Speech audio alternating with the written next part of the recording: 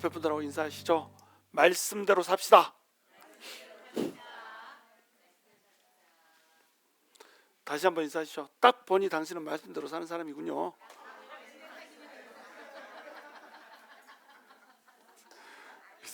속은 있어가지고 또 웃고 민망하죠. 그렇게 얘기하려니까 민망해. 자, 믿음이란 말씀으로 향방을 정하는 것이라고 제목을 한번 붙여봤어요. 믿음이라고 하는 것은 바라는 것들의 실상이요 보이지 않는 것들의 증거니라. 바라는 것들의 실상이다. 우리가 바라는 것, 그것이 실체로 만져진다는 겁니다. 그렇다면 바란다라고 하는 것이 뭘 바란다는 거예요? 우리가 꿈꾸면 꿈은 이루어진다, 꿈별은 이루어진다, 뭐 이런 건 아니잖아요. 그렇죠? 우리가 바란다라고 하는 것은 무엇을 바라는가? 하나님께서 말씀해 주는 것을 바라는 겁니다. 그러니까 하나님의 언약이 떨어진 것, 하나님의 명령이 떨어진 것, 이것을 바라고 소망한다는 거예요. 그러니까 이 하나님의 말씀에는 명령의 국면과 약속의 국면 두 가지가 있다고 그랬죠. 하나님의 말씀이 떨어지면 믿는다라고 하는 것은 뭐냐면 그 말씀대로 믿는 겁니다. 믿는다는 건 그 말씀대로 믿는 거예요. 그 말씀대로 믿는다는 건 뭐냐면 그 말씀대로 산다는 겁니다. 그 말씀대로 산다는 것은 명령이 떨어지는 명령의 국면에 대해서는 어떻게 하면 돼요? 순종을 하면 되는 겁니다. 근데 약속이나 언약의 국면에 있어서는 어떻게 하면 돼요? 붙잡아야 되는 겁니다. 그래서 히브리서에서 말씀하고 있는 이 믿음이라고 하는 것은 뭐냐면 바라봄이라고 그랬죠. 그리고 오래 참음이라고 그랬습니다. 믿음이 있는 사람은 바라본다는 거예요. 뭘 바라보냐면 믿음의 주를, 온전케 하시는 주를 바라본다는 겁니다. 그리고 믿음이라고 하는 것은 또 뭐라고요? 오래 참음. 바라보니까 오래 참을 수가 있는 겁니다. 소망을 가지니까 오래 참을 수가 있다는 거예요. 여러분 하나님을 앙망한다 할 때 이 앙망하다가 히브리어로 뭔지 아십니까? 앙망이요? 와, 진짜 기상천외하다 정말. 카바입니다. 카바라는 단어인데, 이 카바라고 하는 단어가 올려다본다는 거예요. 그러니까 이게 그냥 눈을 들어서 올려다본다는 이런 의미도 있지만 기다린다는 겁니다. 하나님을 기대한다, 이걸 앙망한다라고 표현해요. 근데 이 카바에서 어떤 단어가 나오냐면 소망이라고 하는 단어가 나옵니다. 그러니까 하나님을 앙망하기 때문에 뭐가 생겨요? 소망이 생기는 거예요. 근데 하나님이 아니고 다른 것을 바라보고 있으면 사실은 소망이 없는 겁니다. 우리에게 뭔가를 실제로 해주실 수 있는 분이 살아서 역사하시는 하나님이 계시기 때문에 우리가 어떻게 할 수 있어요? 그분을 바라볼 수 있고 그분을 바라보는 것 자체가 우리한테는 소망이 될 수가 있다고 하는 거예요. 근데 우리한테 바라볼 수 있는 능력이 있을까요? 없을까요? 원래 우리한테 바라볼 수 있는 능력이 없습니다. 그래서 아브라함을 뭐라고 부르죠? 믿음의 조상 이렇게 부르잖아요. 아브라함을 믿음의 조상이라고 부르는 이유가 뭘까요? 맨 처음에 믿음으로 아브라함을 불렀기 때문에 그렇다고로 생각할 수 있지만 아브라함을 믿음의 조상이라고 부르는 이유는 그 본질적인 이유가 따로 있습니다. 그 이유는 뭐냐면 믿음의 본질이 무엇인가에 대해서 아브라함을 보면 알 수 있다는 거예요. 자, 아브라함이 믿음이 강했어요? 약했어요? 매우 약했습니다. 아브라함한테는 어떤 믿음이 있었죠? 가라니까 갔던 믿음이 있어요. 그리고 약속을 줬으니까 그 약속을 바라본 믿음은 있습니다. 근데 그 약속을 바라보면서 현실에 문제가 왔을 때 그것을 오래 참으면서 견딜 수 있는 능력이 아브라함한테 그렇게 크지 않았다. 근데 나중에 아브라함한테 네 아들 사랑하는 독자 100살에 얻은 그 하나밖에 없는 아들을 바쳐라 라고 할 때 아브라함은 어떻게 했어요? 바치는 자리까지 갔다는 겁니다. 그 바치는 자리까지 갈 수 있는 믿음이 생기기까지 몇 년이 걸렸어요? 25년이라고 하는 시간이 걸렸단 말이에요. 갈대아 우르에서 부른 시간까지 합치면 25년이 더 넘습니다. 하란에서부터 부른 시간부터 세면은 25년이에요. 그러니까 어마어마하게 많은 시간들을 흘러가면서 이 아브라함은 별로 믿음이 없던 사람이었는데 어떻게 합니까? 점점 그 신앙의 단계가 성숙해지고 결국에는 아들을 바칠 정도로, 아들을 바치면 부활을 다시 이게 시켜줄 거야, 다시 살려줄 거야, 죽은 자 가운데서도 우리 하나님께서 반드시 살릴 거야, 그러니까 바치라고 하는 거지, 왜냐하면 언약이 있으니까 라고 하는 자리까지 간 겁니다. 원래는 그 믿음이 있었다고요? 없었다고요? 없었다는 겁니다. 그러니까 믿음의 본질이라고 하는 게 뭐냐, 원래 우리는 믿음이 없어. 믿음이 연약합니다. 그래서 우리 하나님께서 우리를 굴리고 연단하고 바라보게 하고 이렇게 함으로써 우리한테 어떻게 해요?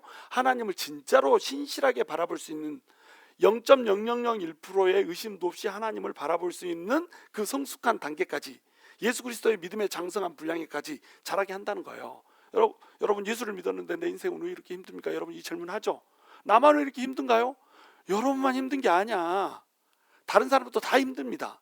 왜 나만 힘든가요? 다른 사람도 다 힘들어. 근데 다른 사람이 힘들 때는 내가 보기에 힘들어 보여요? 안 힘들어 보여요? 안 힘들어 보여. 왜? 내 살 아니거든. 남이 맞을 때는 내 살 아니니까 아픈지를 잘 몰라.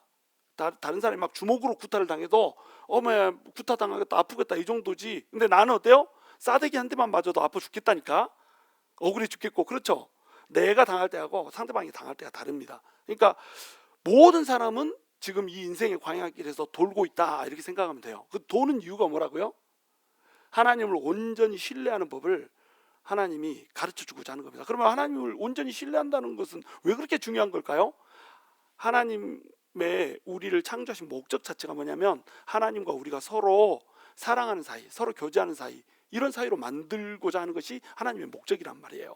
우리가 이 세상에서 성공하고 잘 먹고 잘 살고 이렇게 만드는 것이 목적이 아니고, 성공을 하건 실패를 하건 비천에 처하건 공궁에 처하건 또는 부유함에 처하건 풍요에 처하건 상관없이 어떤 환경과 조건 속에서도 나는 하나님을 사랑합니다. 하나님은 이런 상황에 있어도 나를 사랑하는 것을 나는 압니다. 확실히 압니다. 이렇게 하면서 하나님과 온전히 마음과 마음이 딱 만나는 거, 이게 뭐라고요? 이게 믿음이라니까요. 그러니까 마음으로 믿어 구원에 이르고 의에 이르고 입술로 신하여 구원에 이른다, 이렇게 얘기하잖아요. 그렇죠? 마음으로 믿는다라고 하는 게 뭐예요? 하나님의 마음이 말씀을 통해서 그리고 십자가에서 죽으신 그 행동을 통해서 우리한테 찾아오면 우리는 그것을 귀로 들었어요. 성경 말씀을 통해서 귀로 들었습니다. 그것이 우리 마음으로 내려와요. 우리 마음에 내려오면 우리가 어떻게 합니까? 아, 하나님 이렇게까지 우리를 사랑해 주셨군요. 그리고 입술로 고백하고 내 삶과 물질과 재물과, 물질이나 재물이나 똑같나? 재물과 시간과 재능을 주님한테 다 드립니다.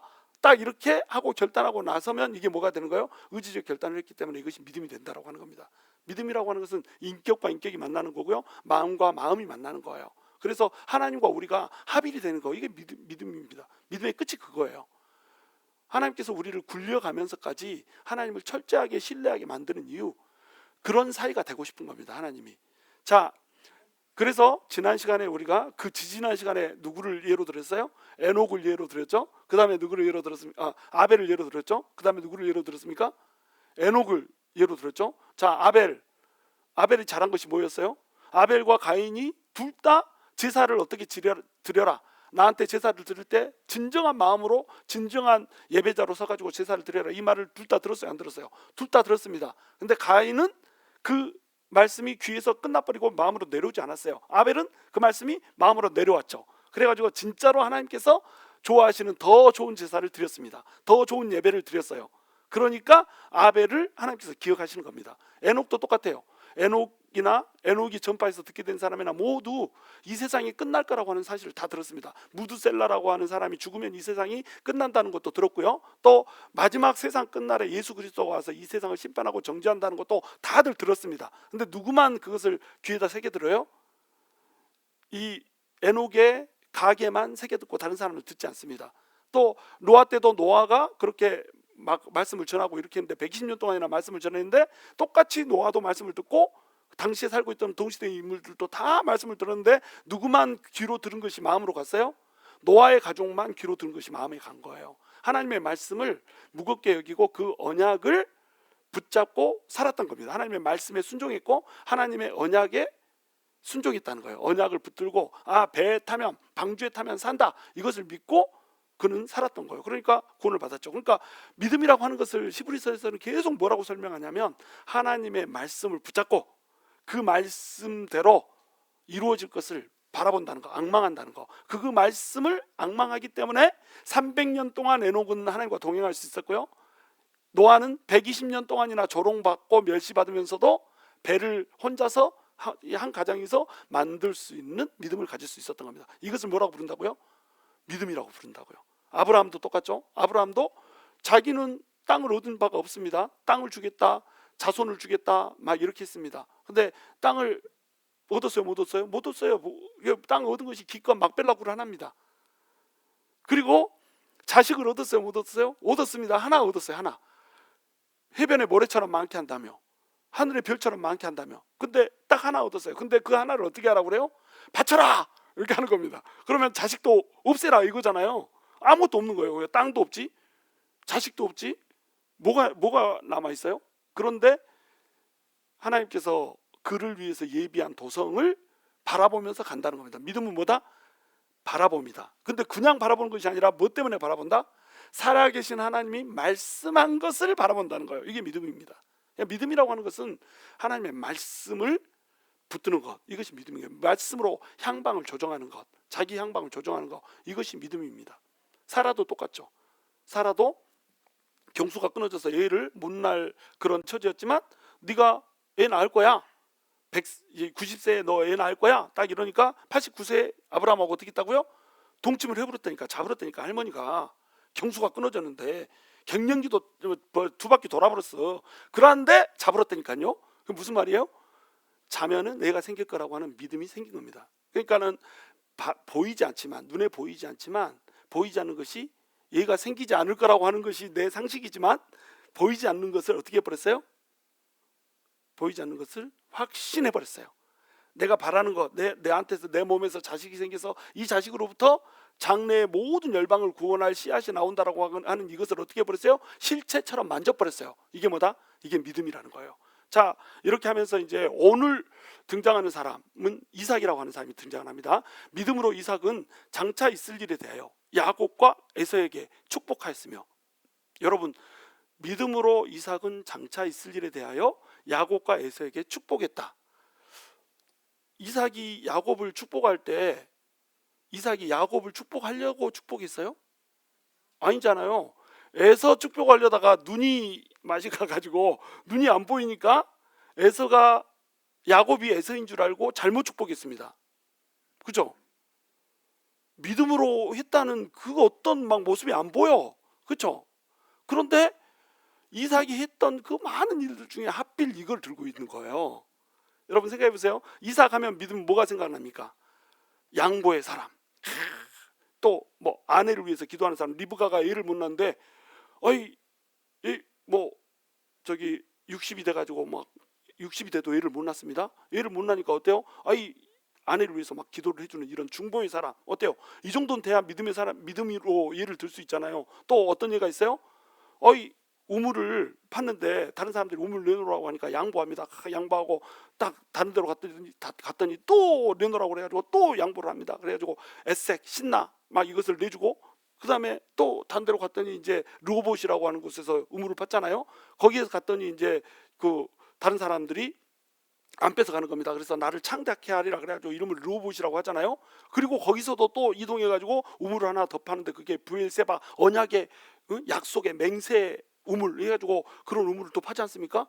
그러면 믿음을 들먹일 때 이런 걸 믿음으로 얘기해야 되지 않겠어요?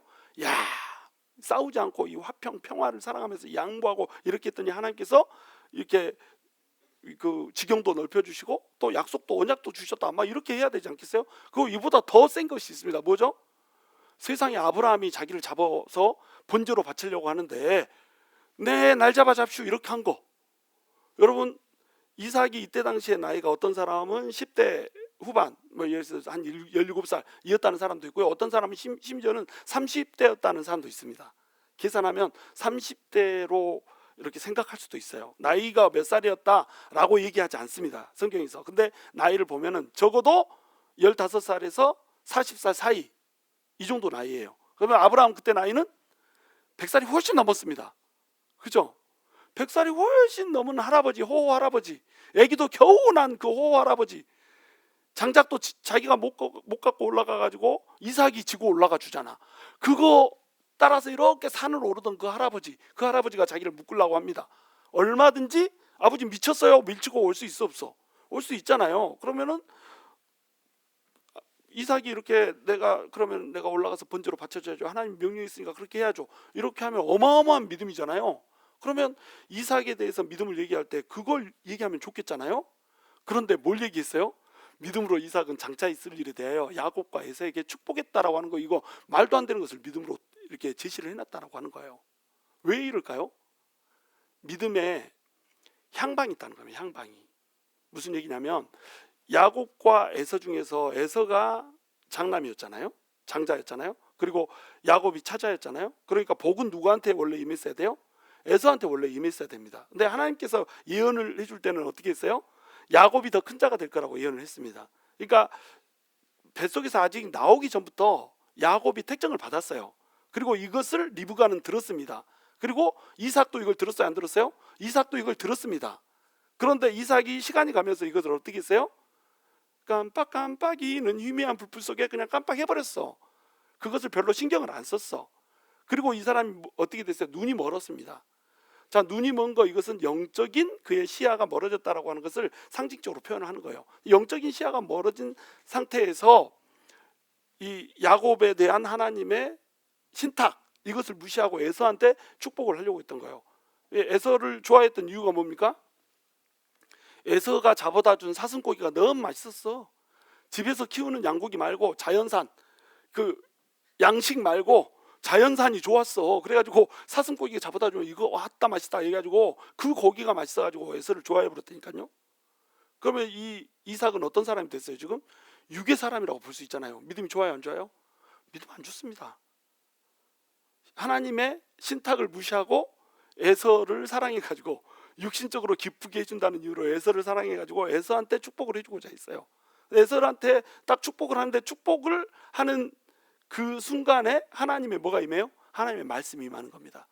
하나님의 말씀이 어떻게 임하냐면 야곱한테 주는 축복으로.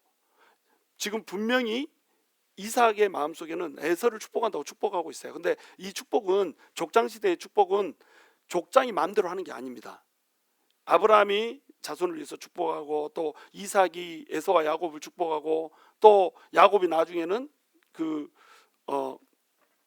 사람을 축복하지 않습니까? 요셉의 두 아들을 축복하잖아요. 이 축복하는 것들이, 모세가 또 12지파를 축복하고 막 이렇게 축복하잖아요. 이 축복하는 것들이 그냥 자기 마음대로 축복하는 게 아니에요. 이건 예언입니다. 예언. 그러니까 족장 시대의 족장들의 축복은 전부 다 선지자로서의 예언을 해주는 거예요. 그러니까 하나님의 말씀이 그때 임하는 겁니다. 그러니까 육의 사람인 이삭한테도, 지금 육의 사람이 되어버린 이삭한테도 하나님의 말씀이 임해가지고 하나님의 언약이 떨어지고 있는 거예요. 아브라함을 통해서 약속된 언약이 누구한테 흘렀습니까? 이삭한테 흘렀어요. 그 언약은 또 누구한테 지금 흘러가고 있어요? 야곱한테 흘러가고 있다는 겁니다. 이삭이 어떤 생각을 하건 간에 그것이 누구한테 흘러가요? 에서한테, 작정된 에서한테 흘러가는 겁니다. 아니, 야곱한테 흘러가는 겁니다. 그렇죠? 그러니까 축복을 할 때 속아서 축복을 한 거예요. 육의 사람이니까 하나님께서 눈을 딱 가려버리고 그냥 눈이 일부러 먼 게 하신 거죠. 그러니까 그렇게 해놓고 야곱한테 축복이 가기, 그래서 하나님의 뜻대로 이루어지게 이렇게 만들어 버렸습니다. 그러면 딱 여러분이 보시기에 이삭이 잘한 게 있어요, 없어요? 이삭은 잘한 게 없습니다. 그냥 실수로 야곱을 축복한 거예요. 그런데 에서가 나중에 딱 들어왔습니다. 에서가 들어오고 나서야 뭘 깨달아요? 아, 이게 하나님의 신탁 가운데서 이루어지는 거구나, 하나님의 섭리 가운데서 이루어지는 거구나, 이걸 깨달은 거예요. 그러니까 이 이삭은 분명히 실수를 했지만 나중에 뭘 깨달아요? 하나님의 약속 가운데서 이것이 이루어지고 있다는 것을 깨달은 겁니다. 그래서 에서가 나도 축복해 주세요 딱 이렇게 할 때, 야, 야곱한테 축복을 다 줘버려가지고 너한테 해줄 축복이 없다, 야, 이렇게 대답합니다. 그래서 실제로 에서한테 축복하는 내용을 보면 거의 이게 축복인지 저주인지 알지 못하게 이렇게 축복을 해줍니다. 그러니까 저주에 가까운 축복을 해줘요. 이것이 뭐였어요? 하나님의 에서를 향한 말씀이고 예언이었다는 거죠. 자기는 에서를 사랑해. 야곱은 별로야. 저 마마보이, 엄마만 좋아하고 리브가만 친하고 별로야. 그런데 에서는 좋아하는데 자기 마음으로는 어때요? 에서를 축복하고 싶죠. 에서한테 복 주고 싶죠. 그런데 하나님의 예언은 어떻게 이루어지고 있습니까? 에서가 아닌 야곱을 향해서 이루어진단 말이에요. 그리고 이것이 하나님의 섭리라고 하는 것을 딱 깨닫는 순간에 에서가 따지니까 뭐라고 대답합니까?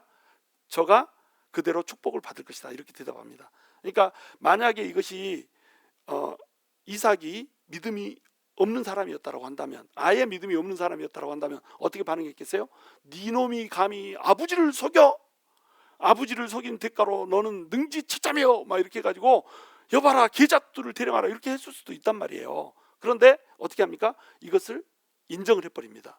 이 축복대로 이루어질 거다, 깨달은 거예요. 하나님의 말씀이 이루어졌다는 게 깨달은 겁니다. 그러니까 자기의 육의 욕심, 이것을 뛰어넘어서 하나님의 언약이 떨어지니까, 그리고 그것이 깨달아지니까 그 언약대로 keep going, 이것이 이삭의 믿음이 있었다라고 하는 것을 표현하는 겁니다. 그러니까 하나님은 우리가 얼마나 잘했는가 못했는가 이것을 그렇게 크게 여기지 않으세요. 하나님께서는 우리의 실적이나 우리의 공적을 크게 여기는 게 아니라 뭘 얘기냐면, 실수를 했더라도, 실패를 했더라도 다시 돌이켜서 하나님의 언약의 말씀을 붙드는가 안 붙드는가, 이것을 하나님께서는 보신다고 하는 거예요. 자, 이삭은 눈이 안 보였기 때문에 에서를 축복하려다가 야곱을 축복했습니다. 이것은 이삭의 뭐예요? 실패입니다. 신탁을 머릿속에 생각하지 못한 것도 이삭의 실패였고요, 눈이 멀어가지고 자기가 하고 싶은 대로 안 한 것도 이삭의 축복이었어요. 세상적으로 육적으로 보나 또 영적으로 보나 이삭은 실패하고 있어요. 그런데 하나님은 어떻게 하고 있습니까? 야곱을 언약의 자손으로 세우고자 하는 그 하나님의 계획을 어떻게 하고 있어요? 성공하고 있다는 겁니다. 저도 목회를 하다 보면 그래요. 아, 이건 실수했네. 여러분한테는 말하지 않습니다. 자존심이 상해서 말을 안 하는 게 아니고, 여러분한테 내가 이걸 실수했네요 라고 딱 하면은 이제 그 나에 대한 신뢰가 무너질까봐 내 속으로만 간직하고 있는 것들이 있습니다. 그런데 내 실패를 이용해서 하나님은 어떻게 하세요? 그걸 이용해서 성공으로 이끌어 가더라니까요. 내가 잘못한 것, 내가 잠깐 판단을 미스한 것, 이것을 통해서 하나님께서는 더 좋은 길로 끌고 가버리더라는 거예요. 그러니까 나의 실패는 하나님한테는 실패예요, 아니에요? 실패가 없다는 겁니다. 하나님 안에서는, 하나님의 언약 안에서는 우리가 실패할 수가 없다는 거예요. 지금 이삭이 잘한 것은 뭐냐면, 자기의 향방이 하나님의 언약의 말씀으로부터 벗어나서 잘못됐다라고 생각될 때 어떻게 했어요? 하나님의 언약이 다시 상기되는 순간에 말씀에 입각해서 경로를 조정했어요. 이것이 이삭이 잘한 믿음입니다. 그러니까 믿음이라고 하는 건 그거예요. 잘못할 수 있습니다. 실수할 수 있습니다. 그런데 언약의 말씀이 떨어지면 말씀을 잡고 어떻게 한다고요? 향방을 조정한다고요. 말씀의 방향대로 간다고요. 이게 믿음이라는 거예요. 이 믿음을 하나님께서 믿음이 좋다라고 이렇게 칭찬을 해주고 있는 겁니다. 여러분, 어떤 함장이 있었어요. 함장이 배를 타고 딱 이렇게 몰고 가고 있는데 뒤에서 막 아주 칠흑 같은 어둠이에요. 자기 불빛만 보입니다. 근데 뒤쪽에서 어떤 불빛이 보인다라는 보고가 들어온 거예요. 그래서 야, 그 불빛이 움직이냐 안 움직이냐 그랬더니 불빛이 안 움직인다는 거예요. 불빛이 안 움직이다, 그 말은 뒤에서 오는 그 배가 나를 받아버릴 수도 있다는 뜻이 되는 겁니다. 그래서 함장이 이제 무전을 칩니다. 당장 무전을 쳐가지고 20도 항로를 바꾸라고 해라, 딱 이렇게 명령을 때렸어요. 근데 그쪽에서 이제 딱 다시 무전이 옵니다. 우리는 바꿀 수가 없으니까 당신이 20도를 항로를 바꾸시오, 딱 이렇게 한 거예요. 그러니까 함장이 열이 받았어요. 무조건 이 바다에서는 내 명령을 따라야 되는데 내가 사령관이다, 어떤 놈이 사령관의 명령을 어기느냐, 너는 이제 죽었어, 막 이렇게 한 거죠. 그랬더니 그쪽에서 다시 답신이 왔습니다. 나도 움직이고 싶지만 여기는 등대요, 딱 이렇게. 여러분, 등대가 움직일 수는 없잖아요. 그러니까 함장이 어떻게 했겠어요? 등대여도 필요 없다, 뽑아서 움직여라, 이렇게 할 수는 없잖아. 그래서 자기가 항로를 바꾼 겁니다. 무슨 얘기인지 이해가 되시나요? 믿음이라고 하는 것은 이렇단 말이에요. 등대는 하나님의 말씀입니다. 하나님의 말씀이 움직이지 않아요. 하나님이 움직이지 않습니다. 무슨 얘기냐면, 하나님의 뜻과 계획은 정해져서 거기에 세워져 있습니다.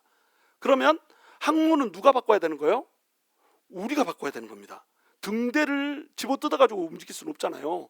등대는 그 자리에 그대로 서 있는 거고, 등대하고 안 부딪히려면, 등대의 빛에 따라서 잘 가려면 그 빛을 보고 우리가 어떻게 해야 돼요? 우리의 항로를 조정해야 되는 거예요.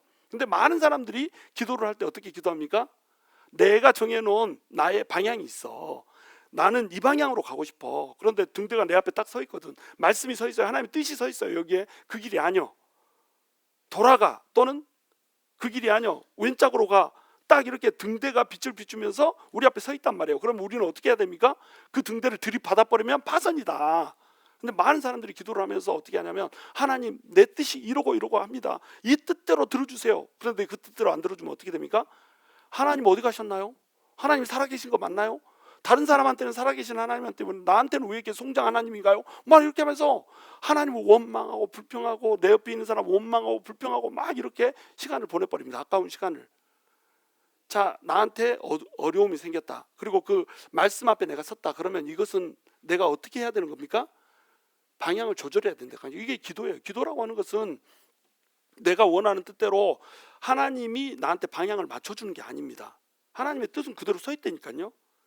거기에 맞게 내가 항로를 변경해야 되는 거예요. 그 뜻을 알고자 뭘 하는 겁니까? 기도를 하는 겁니다. 근데 기도를 하는데 맨 처음에는 어떻게 시작합니까? 내 뜻은 이거예요. 강구로 이제 기도를 시작하잖아요. 강구를 하고 또 하다 보면 어떻게 됩니까? 내 뜻대로 안 돼. 마치 이삭이 에서를 축복하려고 했지만 에서를 축복하려고 하는 것이 실패하고 야곱을 축복해 버린 것처럼 내 뜻대로 안 돼. 내 뜻대로 안 됐을 때 이건 내 뜻대로 안 됐네. 왜 에서가 아닌 야곱을 내가 축복해 버렸지? 이렇게 해가지고 내가 어거지로 야곱에게 임한 축복을 거둬버리고 에서를 다시 축복을 해버린다. 이러면 어때요? 하나님의 뜻이 이루어지지 않는 거예요. 하나님의 뜻이 이루어지려면 어떻게 해야 됩니까? 내가 그것을 순복을 해야 되는 겁니다. 이게 믿음이라는 거예요. 그러니까 믿음은 바라보는 건데 뭘 붙잡고 바라보는 거냐? 말씀을 붙잡고 바라보는 거다. 말씀의 입각에서, 하나님의 뜻의 입각에서, 하나님의 계획의 입각에서 나의 항로를 바꾸는 거다. 우리가 원래는 교회를 지을 때, 우리 교회를 마련할 때, 예배당을 마련할 때 어떻게 하고자 했습니까? 땅을 사서 건축을 하는 것이 우리가 정한 항로였어요. 근데 하나님이 항로를 확 틀어버렸죠. 그래가지고 건물을 사게 만들었잖아요. 그러면 거기에 순복하는 겁니다. 그러면 저 땅은 어디다 써야 될까요? 팔아야지. 그래야 빚을 안 지지. 근데 팔라고 했는데 안 팔려. 그래가지고 10년 지나도 안 팔려 버렸네. 그러면 어떻게 해야 될까요? 거기에다 뭔가를 또 해야지. 그러지 않겠어요? 하나님은 우리한테 야, 땅 사라, 야, 건물 사라, 야, 이제 지어라, 이렇게 안 하시는 겁니다. 부딪히게 만드세요. 앞길이 부딪히게 만들고 내 뜻이 어그러지게 만들고 내 뜻대로 안 되게 이렇게 만드는 겁니다. 그래서 내 영적인 눈이 떠지게 만들고요, 내가 잊었던 하나님의 언약이 떠오르게 만들고요, 내가 생각하지 못했던 하나님의 뜻이 내 속에서 떠오르게 만들고요, 내가 품지 못했던 하나님의 소원이 내 속에 생기게 만들고요, 내가 갖지 못했던 하나님의 꿈이 내 속에 생기게 이렇게 만드는 겁니다. 그래서 거기에 순복하면 어때요? 이제는 더 이상 내 꿈과 내 소욕과 내 욕심대로 가는 것이 아니라, 육의 사람으로 가는 것이 아니라 하나님의 말씀과 하나님의 뜻을 정해놓고 거기에 맞춰서 올바른 항로를 갖게 되는 사람으로 우리가 바뀌게 된다라고 하는 거예요. 우리 주님이 원하시는 게 그겁니다. 내가 원하는 방향으로 하라. 네가 바뀌어야 된다. 네가. 우리가 바뀌어야 되는 겁니다. 기도를 하는데 절대 안 바뀌는 사람이 있어요. 말씀을 막 붙들고 기도합니다. 성경 구절들을 막 다 달달달 외우면서 막 기도를 해요. 근데 그 말씀들을 어떻게 갖다 붙이냐면, 이 말씀 이렇게 됐으니까 이 말씀대로 나를 풍성하고 잘되게 이렇게 해주세요. 이렇게 막 합니다. 이 말씀들을 할 때 막 원수를 사랑하게 하시고 나를 핍박하는 자들을 위해서 축복하게 하시고 막 이런 거 붙이는 사람 내가 거의 못 봤어. 거의 못 보고, 하여튼간 나한테 유리한 것만 갖다 붙이는 사람들 투성이야. 이게 뭐예요? 하나님을 내 뜻대로 조정하는 거라니까요. 우리 주님은 그것을 믿음이라고 얘기하지 않습니다. 그러니까 기도를 그렇게 많이 하고 입에 뭐 모토를 단 것처럼 달변으로 기도를 해도 믿음이 있는 기도와 믿음이 없는 기도는 다르단 말이에요. 믿음이 있는 기도는 어떤 기도입니까?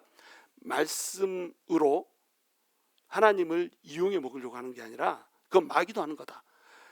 말씀대로 내가 방향을 선회하고 내가 성화되는 것, 하나님의 뜻에 내가 자라가는 것, 이것이 뭐예요? 이것이 믿음이 좋은 거라는 거예요. 자, 그 다음에 21절 함께 읽습니다. 시작. 믿음으로 야곱은 죽을 때에 요셉의 각 아들에게 축복하고 그 지팡이 머리에 의지하여 경배하였으며, 뭐예요 이게? 믿음을 얘기하면서 요셉의 두 아들이 있었잖아요. 누구하고 누구죠? 므낫세와 에브라임.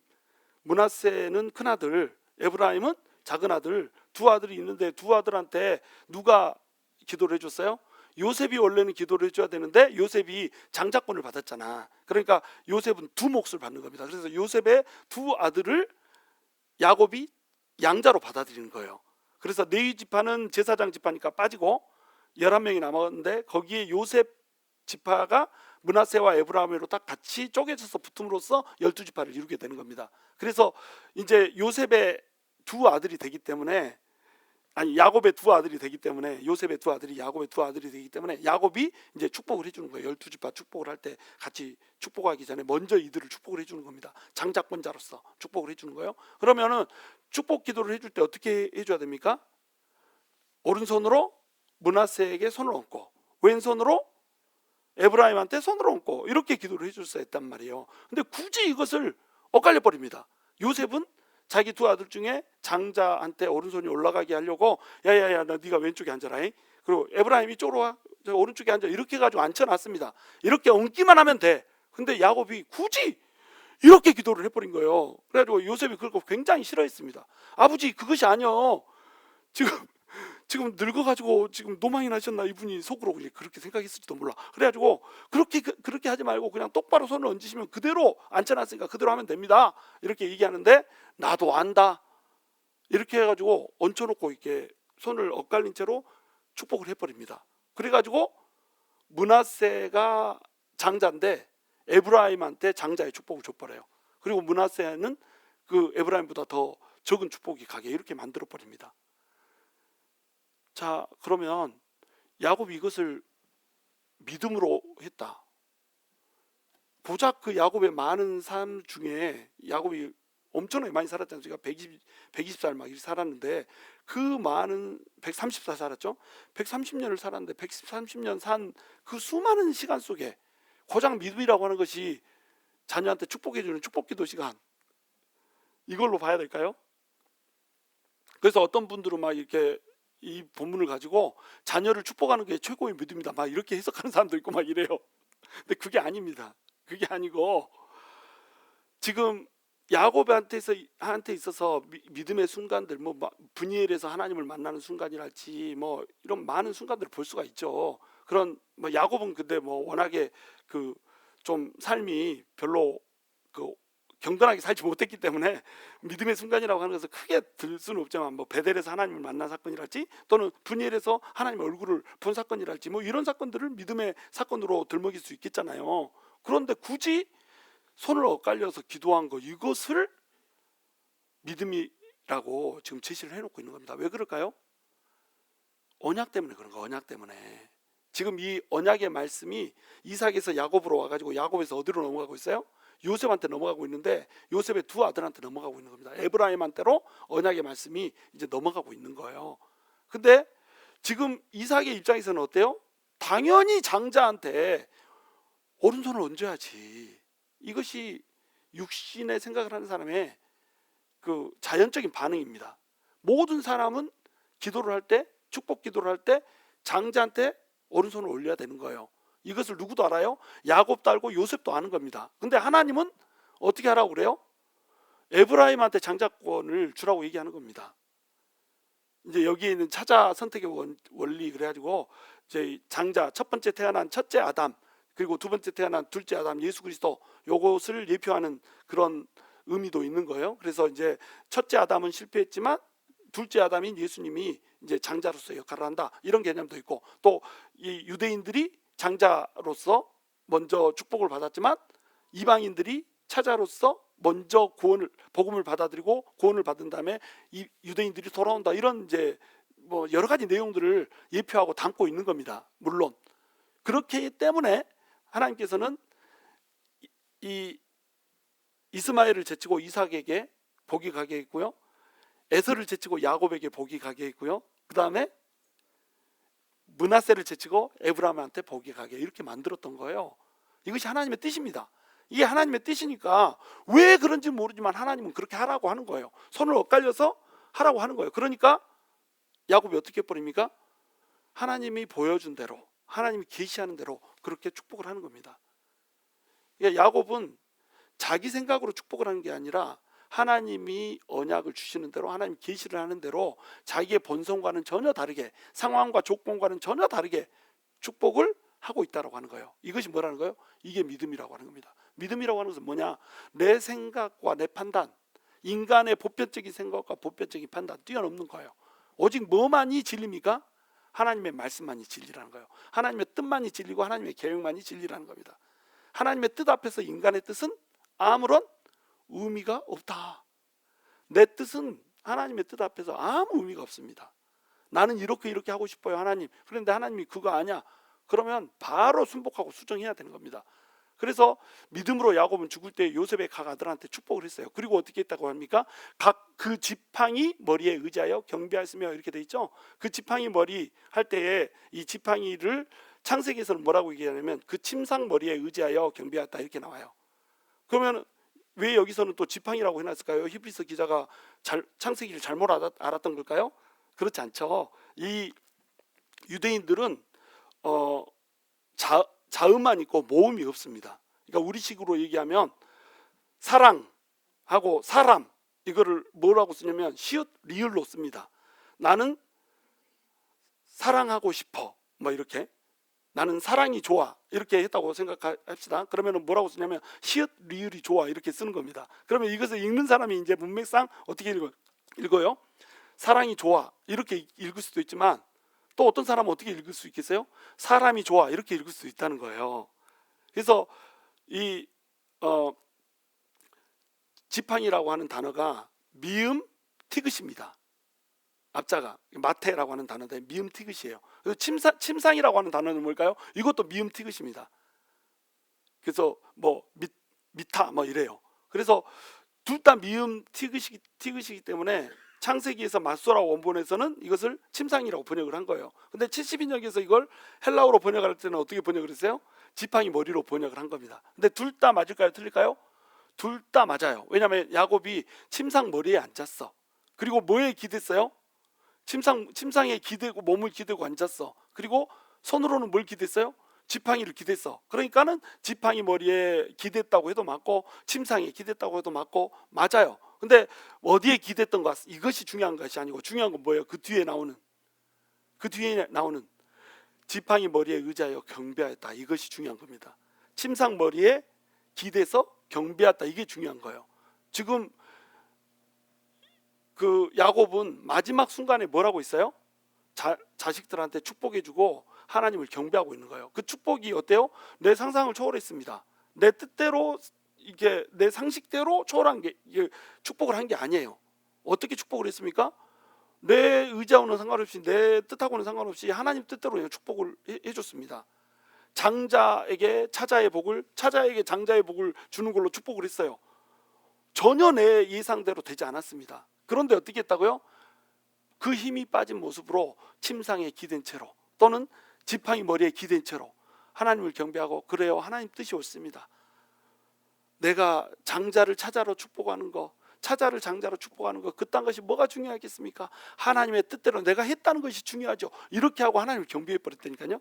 이것이 뭐다? 이것이 믿음이라는 겁니다. 내 뜻대로가 아니라 하나님 뜻대로 되는 것, 이것을 즐거워하는 것, 그것대로 된 것을 하나님께 경배하며 찬송하는 것, 이게 뭐라는 거예요? 이게 믿음이라니까요. 믿음이 확 오죠. 믿음은 말씀에 따라서 나의 향로를 바꾸는 거다. 자, 그 다음에 22절 함께 읽습니다. 시작. 믿음으로 요셉은 임종시에 이스라엘 자손들이 떠날 것을 말하고 또 자기 뼈를 위하여 명하였으며. 요셉은 진짜 너무했어, 그죠? 요셉이 믿음을 내세울 만한 게 얼마나 많습니까? 그죠? 세상에 보디발의 안에 그 이쁜 여자가 와가지고 막 마그네슘 결핍 걸려가지고 막 이렇게 하는데 그거를 극복하고 이겨버렸다. 그 자리에서 피하고 도망갔다. 그래놓고 이 여자가 막 자기를 모함하는데 단 한마디도 안 하잖아요. 그렇죠? 단 한마디도 안 하고 그냥 감옥에 가라니까 감옥으로 갑니다. 그리고 감옥에 가서도 그냥 내 인생 끝났구나 이렇게 살 수도 있는데 어떻게 살아요?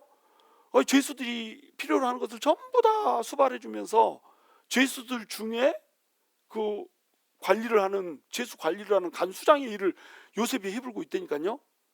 그래가지고 떡관장, 술관장 꿈 해몽해줘가지고 술관장한테 은혜를 베풀어주는데 술관장이 자기를 잊어버리지 않습니까? 그런데 뭐 원망하고 불평했단 말이 하나도 안 나와요. 얼마나 믿음이 좋은지. 이런 거 믿음이라고 하면 얼마나 좋겠어요? 그리고 바로의 꿈을 또 딱 해석을 해주지 않습니까? 그 바로의 꿈을 해석해줘가지고 형통해져서 어떻게 됩니까? 총리가 되잖아요. 그래가지고 그 명석한 머리를 가지고 하나님만을 사랑하고 하나님하고 같이 동행했기 때문에 하나님께서 그와 함께 계셔줌으로 총명하고 명철해가지고 어떻게 하냐면 애굽만 살릴 뿐만 아니라 애굽 주변에 있는 모든 나라들을 흉년으로부터 살려버렸습니다. 풍년 들 때 7년 풍년 동안에 재산을 모아놨다가 재물을 모아놓다가 곡식을 모아놨다가 가뭄 때 나눠주는 걸로 인해서 민족들을 살려버렸어. 어마어마한 믿음이죠. 그러면은 그 믿음을 이렇게 좀 제시해주면 좋겠잖아요. 또 어떤 믿음이 있습니까? 아이 자기를 팔아먹었던 형들 죽이려고 했잖아요. 구덩이에 빠쳐서 죽이려고 했습니다. 그리고 마지못해서 유다가 이거 팔아먹자 하니까 노예로 팔아먹었던 사람들이 형들입니다. 근데 나중에 형들이 와가지고 형들하고 만나는데 어떻게 총리가 돼서 만났잖아요. 1번부터 끝번까지 다 서봐 막 이렇게 안 합니다. 1번부터 끝번까지 안 치기는 했어. 자리를 앉힐 때 르벤, 시몬, 레위, 유다 순서대로 쫙 앉혔습니다. 그러니까 형들이 깜짝 놀랐잖아요. 어떻게 우리가 이렇게 순서대로 앉았대니? 막 이렇게 그렇게 했는데도 요셉은 어떻게 해요? 순서대로 이게 그 복수를 안 했다니까요. 복수를. 형들이 나를 이곳으로 팔아먹었다고 생각하지 마십시오. 하나님이 나를 먼저 이곳에 우리 민족을 구하려고, 우리 이스라엘을 구하려고 먼저 보냈습니다. 이렇게 고백을 해버리잖아요. 이 장면을 들어야죠. 그렇죠? 믿음으로 얘기하려면. 근데 어떤 장면을 들고 있습니까? 요셉이 임종시에 이스라엘 자손들이 떠날 것을 말하고 자기 뼈를 위하여 명령했다고 그래요. 자, 너네는 이 애굽에서 살다가 반드시 이제 가나안 땅, 약속의 땅으로 갈 텐데 그 약속의 땅으로 갈 때 내가 죽고 난 다음에 가게 될 거야. 그러니까 내 뼈를 들고 가가지고 거기에다 묻어줘야 돼. 세겜 땅에다 날 묻어줘야 돼. 여기 애굽 땅에 내가 묻히게 만들면 안 돼. 여러분 죽고 난 다음이잖아. 죽고 나서 어디에 묻건가 그게 무슨 상관이에요? 뭐 애굽에다 묻는다고 애굽에 묻히는 걸 자기가 알까요? 죽고 났는데 몰라. 그런데 어때요? 가나안 땅에 가서 날 묻어달라고 그러잖아요. 왜 그래요? 언약 때문에 그런 겁니다. 언약 때문에. 하나님의 언약 백성은 하나님의 언약의 땅에 묻혀도 묻혀야 된다는 거예요. 죽어서 뼈가 묻혀도 하나님의 언약의 땅에 묻혀야 되는 겁니다. 그러니까 말씀이 어때요? 말씀이 요셉을 주도하고 있는 거예요. 그 말씀이 요셉을 주도했기 때문에 요셉은 어때요? 그렇게 성결하게 살 수가 있었던 거예요. 그래서 요셉이 했던 많은 믿음의 행위들 중에서 특별하게 하나님은 뭐를 부각시키고 있냐면 언약이라고 하는 것을 붙든 것을 부각을 시키고 있는 겁니다. 그러니까 믿음은 뭐라는 거예요? 결국 바라봄이라는 거예요. 어디를 바라봐요? 약속의 땅을 바라본다는 겁니다. 약속의 땅 말고 다른 곳은 아무리 부자로 살고 아무리 풍요롭게 살고 아무리 잘 나가도 전부 다 뭐라는 거예요? 나그네 땅이라는 겁니다. 그래서 6장 13절에서 뭐라고 그럽니까? 그들이 나그네 인생을 살고 보다 더 좋은 도성을 본향으로 그리면서 살았다고 그러잖아요. 이게 믿음이라니까요. 믿음이라고 하는 것은 뭐냐면 우리가 가야 할 곳, 그곳을 명확히 아는 겁니다. 우리가 가야 할 곳은 어디입니까? 본향입니다. 근데 그 본향은 무엇에 의해서 본향이 있다라고 하는 것이 우리한테 주어졌습니까? 말씀에 의해서 주어졌단 말이에요. 말씀에 너희는 천국이 너희의 고향이다. 너희의 본향이다. 눈에 보이지 않는 천국을 바라보는 삶을 살아라. 이렇게 말씀을 우리한테 줬기 때문에 그 말씀대로 눈에 보이지 않지만 또 우리 손에 아직 만져지지 않는 머나먼 후의 일이지만 어떻게 해요? 그 언약을 붙들어 버린다는 거예요. 믿음의 조상들은 전부 다 그렇게 언약을 붙들었습니다.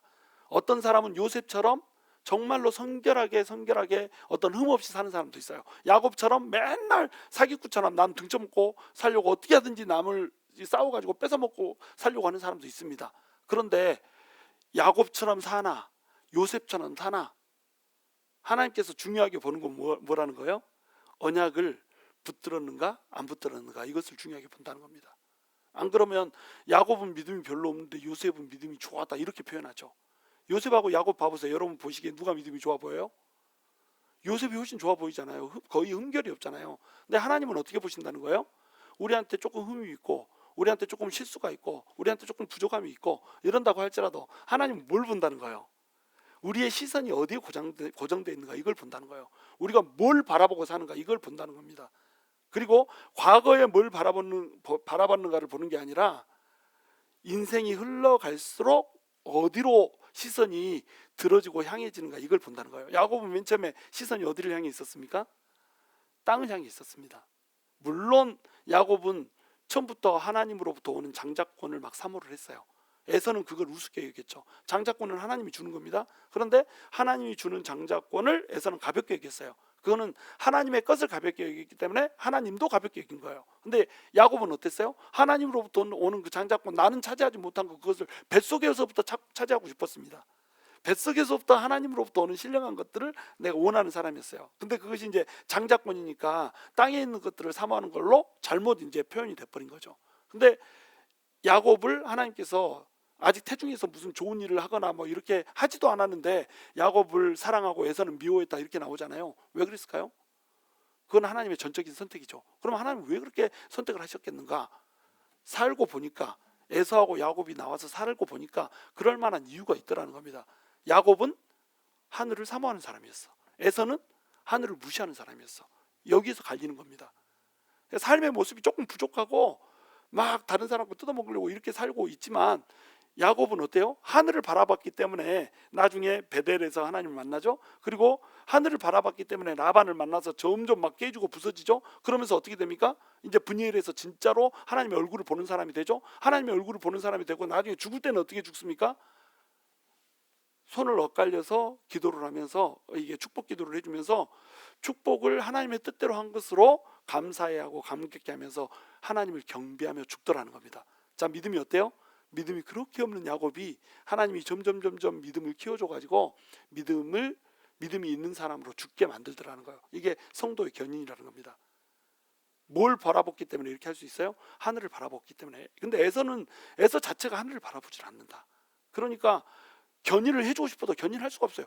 하나님을 바라봐야지 하나님이 그름마 그러면은 애기가 그것을 따라서 응야 이렇게 갈 거 아니에요? 근데 엄마가 그름마 근데 애기는 막 어칠구르기 돌아다녀. 그러면 그게 어떻게 엄마를 따라서 갈 수 있겠냔 말이에요. 그게 차이라는, 그게. 여러분, 우리가 실수할 수 있죠. 모자랄 수 있습니다. 인격적으로 부족할 수 있습니다. 얼마든지 실패할 수 있어요. 얼마든지 뭐 세상 사람들한테도 욕먹고 막 형제 자매한테도 욕먹고 막 이런 삶을 살 수 있습니다. 그런데 시선이 어디에 고정돼야 된다고요? 하나님의 언약에, 하나님의 말씀에, 하나님의 뜻에 고정돼야 된단 말이에요. 그리고 고정되면 어떻게 해요? 결국에는 걸음마 하고 가다가 굴르고 자빠지고 터지고 이렇게 하다가 그 자리에 어느덧 가 있다라고 하는 겁니다. 요셉은 그것을 처음부터 잘했던 거예요. 요셉은 처음부터 꿈을 꾸고 막 하나님을 처음부터 만났던 사람이잖아요. 그러니까 처음부터 하나님이 보여주신 그 꿈대로 이것이 이루어질 거라고 하는 것을 마음에 품고 사는 사람이에요. 꿈도 보여줬죠. 이것이 이루어질 거라고 하는 거, 그것을 막 믿고 사는 사람이죠. 그러니까 그 삶 자체가 어때요? 성결해지는 겁니다. 딱 하나님한테 고정해 놓고 사는 사람이니까. 이것이 요셉이었단 말이죠. 자, 그 다음에 23절 함께 있습니다. 시작. 믿음으로 모세가 났을 때 그 부모가 아름다운 아이임을 보고 석 달 동안 숨겨 왕의 명령을 무소하지 아니하였으며, 이렇게 나왔죠. 자, 믿음으로 모세가 났을 때 그 부모가 모세를 보고 아름다운 아이임을 보고 석 달 동안 숨겼다, 이렇게 나와요. 아름다운 아이다 그러면 얘가 조금 못생겼으면 버렸다 이 말인가요? 그게 아닙니다. 그때 당시에는 아이가 태어나면, 남자아이가 태어나면 무조건 물에다 버렸어야 됐습니다. 물에다 안 버리면 자기 아기만 죽는 게 아니라 누구도 죽고요, 부모도 같이 죽고 그 가족들이 다 몰살. 그러니까 아이 하나만 죽이고 그냥 가족은 사는 게 나은 거예요. 그래서 부모지만 아이를 버려야 했습니다. 그런데 그 부모가 아름다운 아이임을 보고, 이 말은 뭐냐면 이 아이가 보통 아이가 아니라는 거예요. 하나님의 뜻 가운데서, 하나님의 계획 가운데서 태어난 아이고 장차 하나님의 일을 할 아이라고 하는 것, 특별한 섭리 가운데 태어난 아이라고 하는 것을 그 어미가 어떻게 했다는 거예요? 봤다는 겁니다. 근데 그것이 그대로 지금 이루어질 거라고 하는 보장이 있어요, 없어요? 보장이 없습니다. 지금 아이들 전부 다 죽고 있고요, 전부 다 물속에 던지고 있고요. 자, 부모들이, 어떤 부모가 자기 아이를 물속에 던지고 싶겠어요? 어떤 부모님들 자기 아이를 숨겨서 석 달이라도 키우고 싶은 마음이 없겠습니까? 다 그렇게 하고 싶어요. 그런데 그들은 본 것이 없습니다. 이 아이가 장차 하나님의 일을 할 것이다라고 하는 어떤 하나님의 그 섭리 가운데서 보여주는 게 없었어요. 그러니까 전부 다 물속에 던질 수밖에 없었다는 거예요. 미리암이란다. 그 요게벳도 그렇게 하고 싶었을 것이에요. 그렇죠? 아므론과 요게벳 맞죠? 요게벳도 그렇게 할 수밖에 없었을 겁니다. 그런데 하나님께서 아름다운 아이라고 하는 걸 보여준 거예요. 하나님의 뜻과 계획 가운데서 이스라엘 백성들의 그 구원을 위해서 하나님께서 세운 사람이라고 하는 것을 요게벳에게 하나님께서 알게 해줬다는 거죠. 그러니까 이 아이를 숨기면은 들통나면 우리 가족이 다 죽을 수 있다라고 하는 그 생각을 하면서도 하나님의 언약이 있으니까, 하나님의 말씀이 있으니까, 하나님이 보여주시는 하나님의 뜻이 있으니까, 하나님의 계획이 있으니까 어떻게 한다는 거예요? 바로를 두려워하지 않고 오히려 하나님을 두려워해가지고 이 아이를 석 달 동안 숨겨놨다는 겁니다. 이것이 믿음이라는 거예요. 믿음이라고 하는 것은 무엇인가? 하나님의 말씀이 있기 때문에 말씀을 붙들고 세상에 죽음을 위협하는 것들마저도 우습게 얘기해버리는 거, 이게 믿음이라는 거예요. 이게 결국 뭡니까? 말씀을 얼마나 붙드는가, 이게 믿음이라는 거죠. 언약을 얼마나 붙드는가, 하나님의 뜻을 얼마나 귀하게 여기는가, 이게 믿음이라는 거예요. 믿음은 그겁니다. 그래서 왕의 명령을 무서워하지 않고 하나님을 두려웠다. 그래서 예수님도 얘기하잖아요. 너희가 너희의 육신만 멸하고 영혼에 대해서는 아무런 해도 아무런 영향도 미칠 수 없는 사람들을 두려워하지 말고 누구를 두려워하라? 영혼까지도 지옥불에 던질 수 있는 하나님을 두려워하라, 이렇게 얘기하잖아요. 다윗도 그렇게 많은 사람들이 쫓아오는데 쫓기면서 뭐라고 고백합니까? 인생이 나에게 어찌하랴 하면서 하나님을 딱 바라봐 버리잖아요. 다윗이 그렇게 사면초가 둘러싸여가지고 도망갈 곳이, 이스라엘 땅에 도망갈 곳이 하나도 없었습니다. 그러니까는 나중에는 막 그 골리앗의 고향으로도 도망가고 그러잖아요. 골리앗의 고향으로 처음에 도망가 버렸습니다. 아예 처음에 이스라엘 땅에 도망갈 곳이 없었어. 딱 생각해도 그냥 이스라엘은 사울이 다 장악하고 있어. 그러니까 다윗이 어때요? 그냥 아기스한테로 도망가 버렸다니까요. 근데 아기스가 누구의 고향이에요? 아기스가 있는 그 가드가 골리앗의 고향이니까요. 골리앗의 고향에 골리앗의 칼을 들고 간 겁니다. 글쎄 미친 거지. 그래가지고 아기스 부하들이 알아봐가지고 이제 얘 죽여야 됩니다. 막 이렇게 하니까 막 침 흘리면서 막 대문짝에다 막 끄적끄적하고 미친 척 하잖아요. 응? 좀만 더 있었으면 똥까지 파먹을 판이었어. 그렇죠? 그래가지고 살아났습니다. 얼마나 모냥 빠져요? 그렇죠? 그렇게 모냥 빠지게 다윗이 살았는데 그걸 보면서 우리가 다윗이 참 믿음이 없다 이렇게 생각하면 안 됩니다. 다윗은 궁지에 몰린 거예요. 그렇게 될 수밖에 없었습니다. 도망갈 데가 없었어. 어쩔 수 없이 그렇게 간 거예요. 어쩔 수 없이. 그런데 그 다윗이 그렇게 우겨싸움을 당한 상황 속에서 뭐라고 고백해요? 하나님을 올려다보면서 하나님 바라보고 하나님 쳐다보다 보니까 내 생명을 하나님이 주관하시는 거지. 생명싸개로 하나님이 나를 싸고 나를 보호하고 있는 거지. 내가 왜 인생을 두려워하고 있지? 이걸 깨닫는 겁니다. 그래가지고 어떻게 고백해요?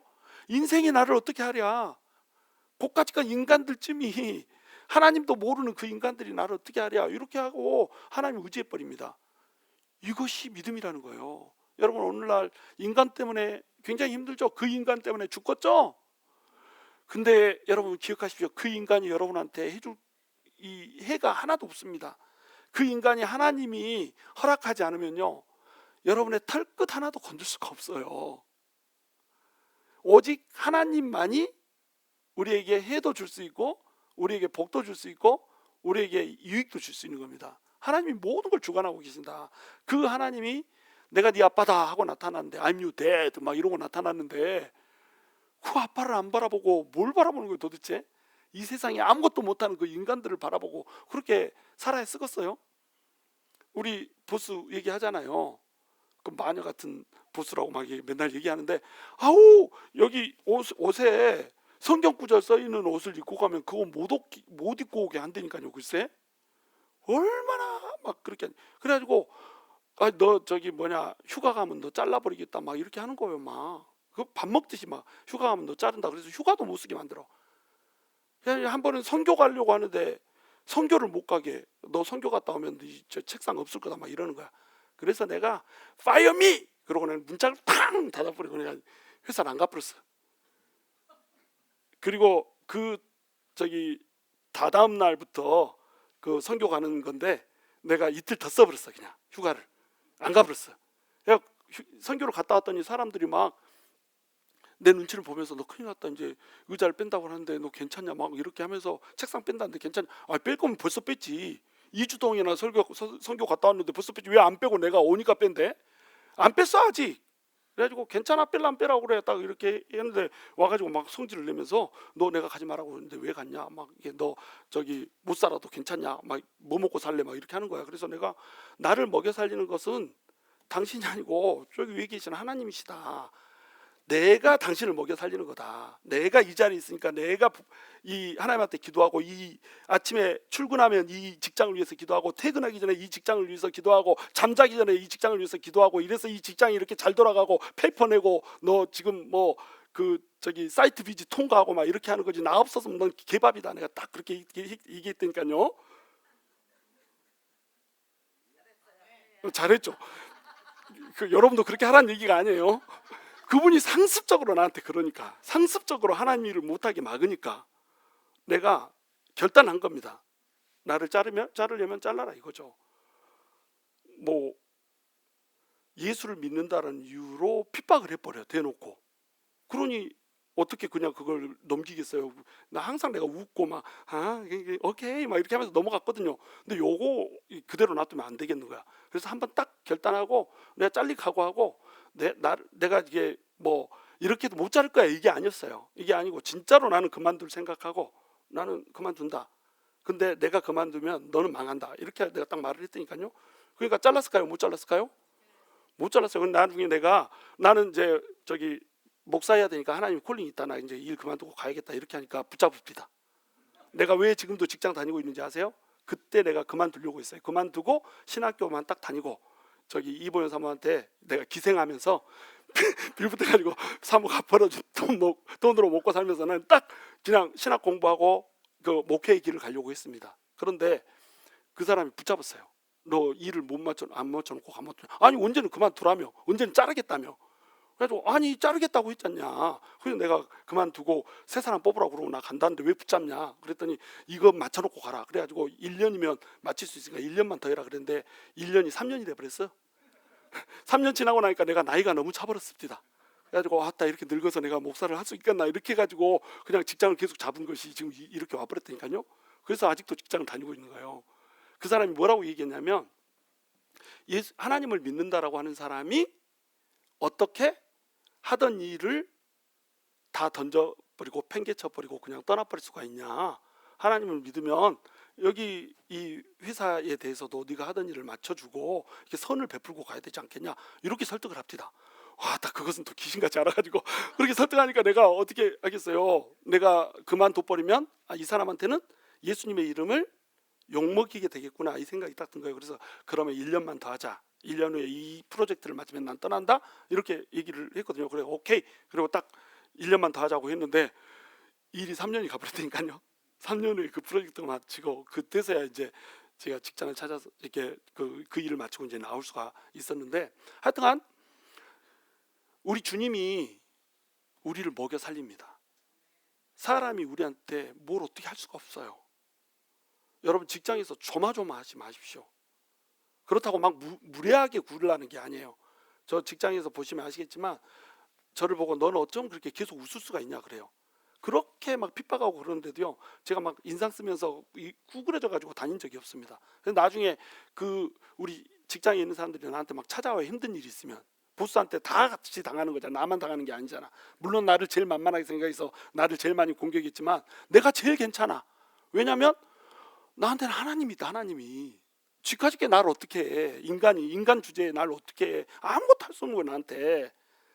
아무것도 못하죠. 킹받죠.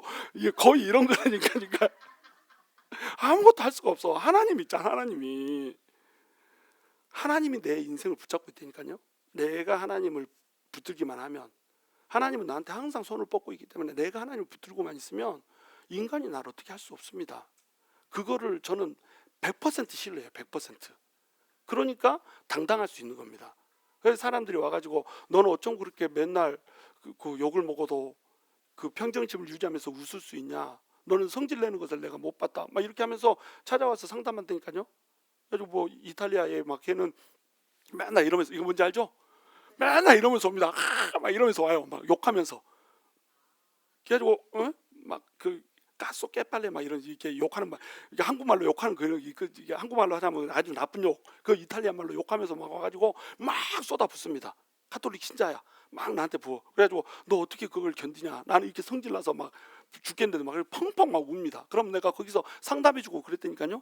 그때부터 내가 목사였다 그냥. 목사가 아직 아니었습니다. 그때 내가 전도사였잖아요. 그래가지고 거기서 성경 공부 모임이 생겼잖아요. 글쎄 나도 너처럼 되고 싶다 막 이래가지고 할렐루야. 근데 영접시킨 사람은 없어. 나중에 이제 뭐 어떻게 될지 모르겠지만 하여튼간 여러분, 우리는 하나님의 손에 달려 있습니다. 우리가 주님께 속한 자예요. 주님께 속한 자이기 때문에 주님이 우리의 인생을 책임집니다. 주님의 말씀이 우리를 드라이브해 가고요. 주님의 뜻과 계획이 우리를 드라이브해 가요. 우리의 인생이 얼마나 힘든가 얼마나 거친가 이거는 아무 의미가 없습니다.